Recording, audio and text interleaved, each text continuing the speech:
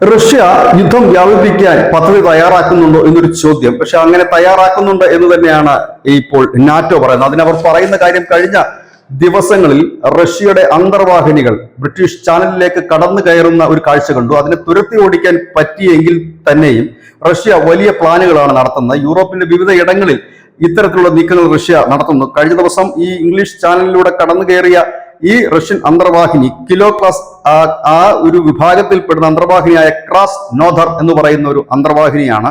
അതിന് അകമ്പടി സേവിച്ചിരുന്ന ആൽബർട്ട് എന്ന ടഗ് ബോട്ടുകൾ അടക്കം യുകെയുടെ, അതായത് ബ്രിട്ടീഷ് നാവികസേന തുരത്തി ഓടിച്ചുവെങ്കിൽ പോലും ഇത് ഒരു സൂചന മാത്രമാണ് എന്നാണ് പറയുന്നത്. വടക്കൻ കടലിൽ നിന്നും ഇംഗ്ലീഷ് ചാനലിലേക്ക് പ്രവേശിക്കുകയായിരുന്നു ഈ അന്തർവാഹിനികൾ. നിലവിൽ ഈ അന്തർവാഹിനികൾ ജലത്തിന്റെ ഉപരിതലത്തിലൂടെയാണ് സഞ്ചരിച്ചത്. അതുകൊണ്ട് തന്നെ വലിയ രീതിയിലുള്ള ഒരു യുദ്ധത്തിലേക്ക് അത് നീങ്ങുന്നില്ല.